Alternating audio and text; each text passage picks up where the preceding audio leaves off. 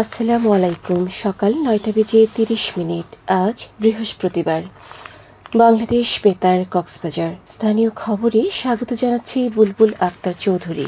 নির্বাচন অনুষ্ঠিত হওয়ার পর দেশের স্থিতিশীলতা আরও সুদৃঢ় হবে এবং আইনশৃঙ্খলা পরিস্থিতি স্বাভাবিক অবস্থায় ফিরে আসবে বলে উল্লেখ করেছেন সেনা সদর দফতরের আর্মি ট্রেনিং অ্যান্ড ডক্ট্রিন কমান্ডের general officer commanding lieutenant general Mohammad Mainur Rahman. তিনি বলেন, দেশের জনগণের মতো বাংলাদেশ সেনাবাহিনী ও সরকারি নির্ধারিত রূপরেখা অনুযায়ী একটি অবাধ, সুষ্ঠু, নিরপেক্ষ ও উৎসবমুখর নির্বাচন প্রত্যাশা করছে।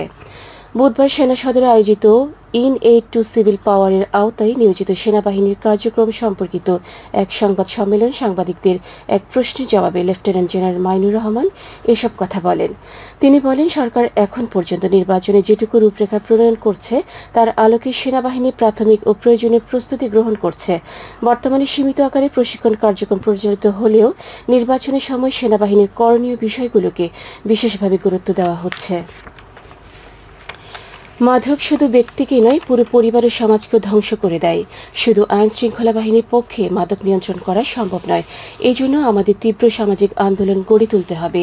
গতকাল উখিয়ার পালংখালী উচ্চ বিদ্যালয় মাঠে মাদক বিরোধী জনসচেতনতামূলক এক মতবিনিময় সভায় বক্তারা কথা বলেন। র্যাপিড অ্যাকশন ব্যাটালিয়ন র্যাব 15 আয়োজিত এই সভায় প্রধান অতিথি ছিলেন জেলা প্রশাসক মোহাম্মদ আব্দুল মান্নান।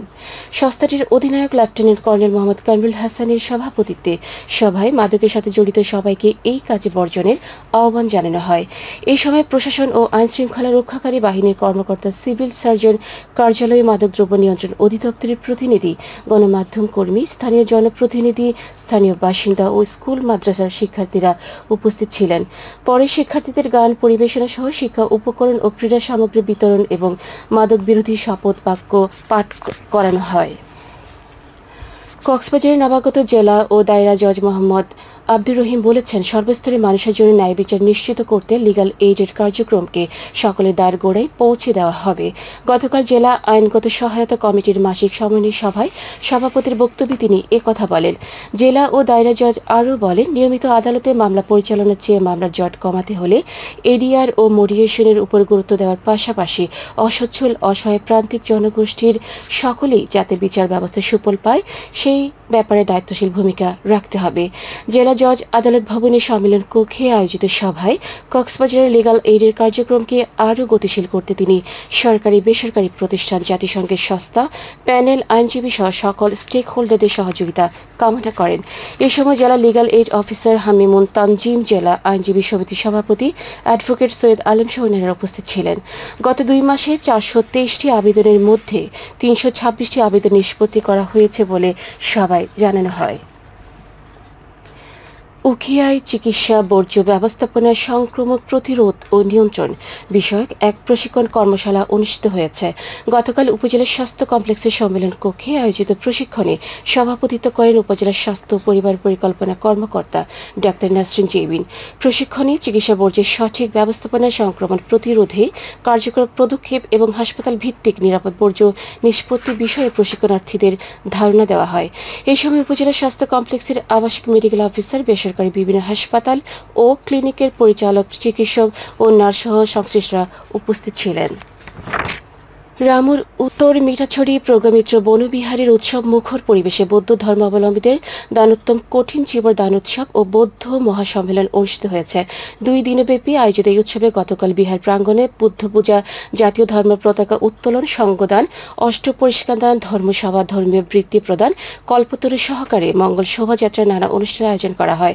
এতে প্রধান ধর্মদেশক ছিলেন চট্টগ্রামের মিরসরাই ধর্মকৃতির বৌদ্ধ বিহারের অধ্যক্ষ ডক্টর ধর্মকৃতি মহাথেরু এবং রাঙ্কুর বনাশ্রম বৌদ্ধ বিহারের অধ্যক্ষ কে শ্রী জ্যোতিষেন মহাথেরু। পরে কঠিন চিবর ও কল্পতরু উৎসর্গ এবং বাংলাদেশের বিভিন্ন মঙ্গল কামনায় পূর্ণদান ও বৌদ্ধ কীর্তন অনুষ্ঠিত হয়।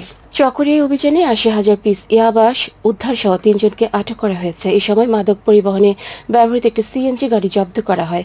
গতকাল চট্টগ্রাম কক্সবাজার মহাসড়কের ফাঁসিয়াখালীর চাইরাখালী ছিড়া পাহাড় এলাকায় এই অভিযান পরিচালনা করা হয়। জেলা পুলিশের অতিরিক্ত পুলিশ সুপার অলোক বিশ্বাসের পাঠানো এক সংবাদ বিজ্ঞপ্তিতে জানানো হয়, চকরিয়া থানা পুলিশের একটি দল ইউনিয়নের ছিড়া পাহাড় এলাকায় বিশেষ অভিযান চালিয়ে এসব ইয়াবা উদ্ধার ও মাদক কাজে ব্যবহৃত সিএনজি গাড়ি জব্দ, 3 জনকে আটক করে। গ্রেপ্তারকৃত নিহতদের বিরুদ্ধে প্রয়োজনীয় আইনানুগ ব্যবস্থা গ্রহণ করা হয়েছে বলে জানিয়েছে পুলিশ।